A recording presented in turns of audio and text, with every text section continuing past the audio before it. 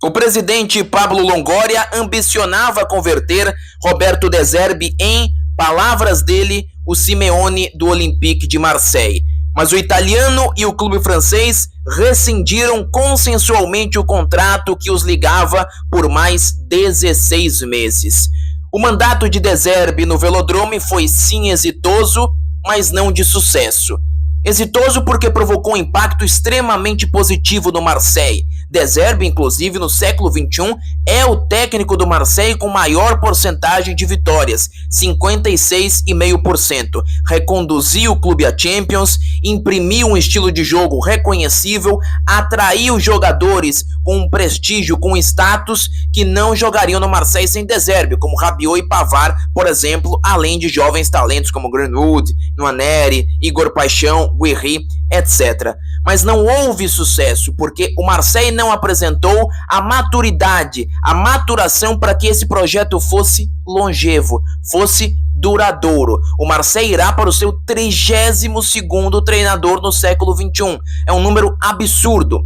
O Marseille de De Zerbi atingiu picos altíssimos de jogo, mas não o sustentou. A diferença do Marseille entre uma crista e um vale, né, para usar essa metáfora, não era de 3 meses, mas de 3 dias. O Marseille era capaz de produzir, no final de semana, uma das melhores atuações sob o comando de De Zerbi e no meio de semana sofrer uma goleada. Entre golear e ser goleado para o Marseille de De Zerbi, não se passavam 3 meses, mas 3 dias. Era uma equipe muito instável, que não é uma característica que acompanha De Zerbi na carreira, pelo menos não nesse nível. E de acordo com o técnico italiano, o problema não estava nas características dos adversários e no seu dogmatismo com seu estilo de jogo. De Zerbi é sim um dogmático, acredita que essa seja a melhor forma de vencer, o seu estilo de jogo, o seu jogo de posição, mas ele é um dogmático, isso é inquestionável. O problema residia, de acordo com De Zerbi, na mentalidade do grupo, na mentalidade dos jogadores. E isso foi o motivo que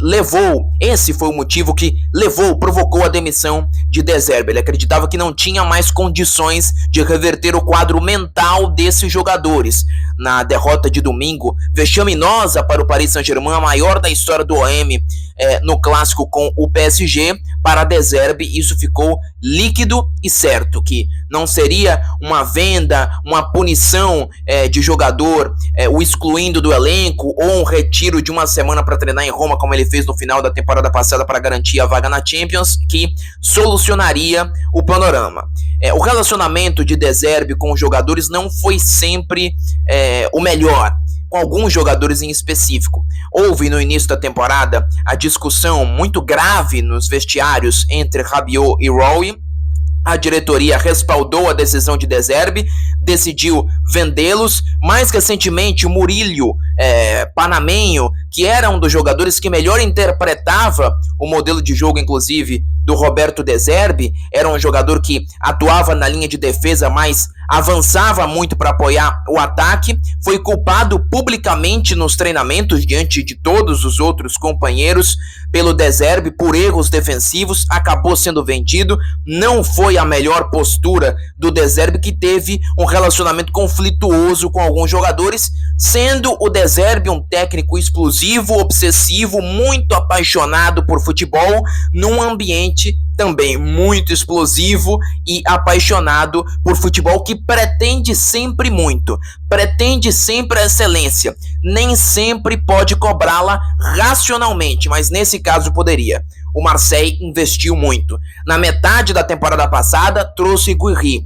Nessa temporada, contratou Igor Paixão no início, para citar o reforço mais proeminente, digamos assim. Mas também Benjamin Pavard, que é um jogador que veio da Inter de Milão, vice-campeã da Champions. No mercado do meio da temporada, o chamado mercado de inverno na Europa, trouxe o Nwaneri, que é um jogador de extremo potencial vindo do Arsenal. Timber. Ou seja, o investimento do Marseille não era um investimento pequeno. O maior investimento que Roberto De Zerbi já recebeu na sua carreira, muito embora eu deva salientar que este não era o time que esposava melhor as características que o De Zerbi valoriza para o seu modelo de jogo, nomeadamente no setor de meio campo. Se nós paralelarmos, compararmos os jogadores de meio campo, dos quais De Zerbi desfrutava no Sassuolo, no Shakhtar e no Brighton, com os do Olympique de Marseille, a diferença é importante, mas esse não é o fator principal.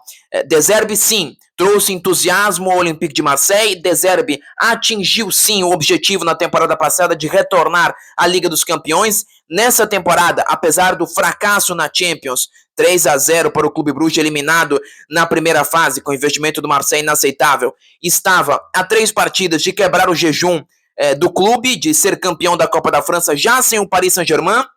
E é interessante, como eu escrevi, inclusive, no Instagram, que os últimos 30 dias, digamos assim, de 8 de janeiro a 8 de fevereiro, poeticamente, o ciclo de De Zerbi no Marseille pode ser resumido, de modo muito fidedigno.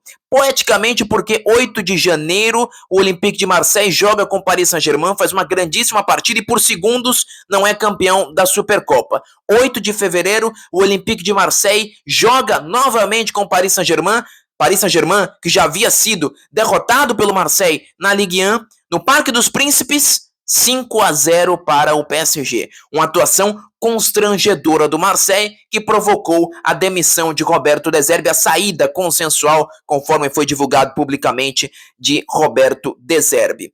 É um técnico extraordinário do ponto de vista tático, é um técnico que fez um ótimo trabalho no Marseille, repito, exitoso, o melhor técnico do Marseille desde Didier Deschamps. Para mim, fez um trabalho superior aos de Marcelo Bielsa, Jorge Sampaoli e Igor Tudor, mas não houve sucesso, justamente porque o Marseille não foi duradouro, o Marseille não foi consistente. Não é porque o Marseille não foi campeão da Ligue 1, mas um Marseille que é capaz de marcar 5 gols no Angers, na sua melhor partida talvez sob o mandato de De Zerbi, 3 dias depois sofreu 3-0 do Liverpool, depois bateu o Lens por 3-1, e jogaram novamente na Champions, sofreu 3-0 do Clube Bruges, abrir 2-0 com o Paris FC no Campeonato Francês, sofrer nos últimos 10 minutos e nos acréscimos o 2-2, depois jogar na Copa da França 3-0 sobre o Reims, avançar a próxima fase, sofrer 5-0 do Paris Saint-Germain.